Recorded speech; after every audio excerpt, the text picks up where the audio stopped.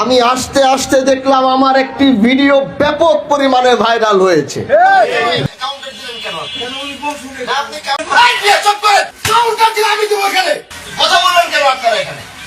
আপনি ওনার কেন কাউন্টার দিলেন কেন? আপনি কাউন্টার কেন দিলেন? আপনি বসে রাখতে পারেন। আপনি চুপ করেন। চুপ করবেন, চুপ করে আছেন।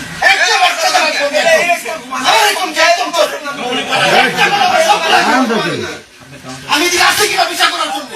কাউন্টার দিলে আমি দিব, কাউন্টার দিলে আমি দিব। এখানে আমি বসে কিনা টাকা রাখতাম কেন? বললাম তো ওটা কোনো বিচার করবো না। আমি এখানে বসা চিল্লাচিল্লি কেন হবে? আমি এখানে বসলাম চিল্লাচিল্লি কেন হবে? এখানে কেন দিন? আমি বসে রাখতে পারেন। বাংলাদেশের সব সাংবাদিকরা আমাকে ফোন দিচ্ছে, যে এখনো সাংবাদিকরা আমাকে ফোন দিয়ে যাচ্ছে, শুধু ব্যাখ্যা চাচ্ছে।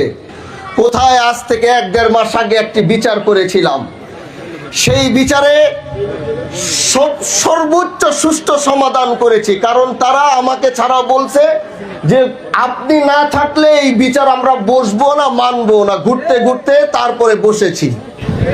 আমি সেই বিচারে বসেছিলাম, কারণ এই দেশের সবাই জানে হানজালার বিচারে কোনো ধরনের অনিয়ম হওয়ার কোনো সুযোগ নাই। তো আমি যেই বিচারে বসবো, সেই বিচারে যত বড় ব্যক্তিত্ব হোক, যত বড় লোক হোক, হানজালা যেই বিচারে বসে বিচার করে, সেই বিচারে বসে দুর্নীতি করার সাহস এই শিবচরের মাটিতে কারো নাই। আমি একজন এমপি, আমি মনে করি না যে সব সম্মানী ব্যক্তি, বিষয়টা এরকম না, কিন্তু আমি তো এলাকার একজন জনপ্রতিনিধি। আমি যখন একটা বিচারে বসবো, তখন তো আশেপাশে যারা কথা বলবে, আমি বাক স্বাধীনতা দিয়েছি।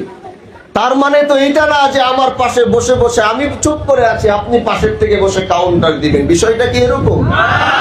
সেটা আমার জায়গায় যেই হইতো সেই তাকে এই বিষয়টা বলে থামিয়ে দিত। তো ওখানে 30-40 সেকেন্ড হয়তো আমি একটু রাগ করেছিলাম যে আমাকে এনে এখানে বসিয়ে আপনারাই যদি কথা বলে সব করেন, তাহলে আমাকে আনলেন কেন? ওই রাগারাগি করতে গিয়ে দেখলাম ওই কে যেন ওখান থেকে 30-40 সেকেন্ডের একটা ভিডিও নিয়ে সেটাকে ছাড়ছে। এটা এখন পুরা বাংলাদেশের এখন জাতীয় নিউজ হয়ে গেছে। তারপরে আমাদের কোনো আপত্তি নাই। হকের বেলায় কথা বলতে হলে হানজালার এইভাবে কথা বলে যাও। এটা কোনো এরকম বিষয় না যে ক্ষমা চেতে হবে, মাপ চেয়ে। এটাকে এখন নিয়ে দলীয় বিচারে বসলে আমার বিচারে কোনো দলীয় বিষয় থাকে না। জাতীয় নিউজগুলোতে দেখলাম অনেকে দলীয় ট্যাগ লাগিয়ে দিচ্ছে এটার ভিতরে। এটা একটা ভুল নিউজ তারা করেছে। আমার বিচারে বসলে যেই দলেরই হোক, আমার বিচারে কোনো দলীয়, আমি নিজেও কোনো দলীয় বিষয় বিচারে বসি না। এর জন্য যারা উদ্দেশ্যমূলক আমাদেরকে ছোট করার জন্যে, অসম্মান করার জন্যে যারা আমাদের ভিডিওগুলো ছেড়েছে, আমাদেরকে যারা অসম্মান করতে চাবে, আর আমরা যতদিন দেশের পক্ষে কথা বলে যাব, আমরা যতদিন দেশকে ভালোবেসে যাব, আমাদেরকে দাবানোর চেষ্টা করবে, আল্লাহ আমাদের ইজ্জত তত সম্মান বাড়িয়ে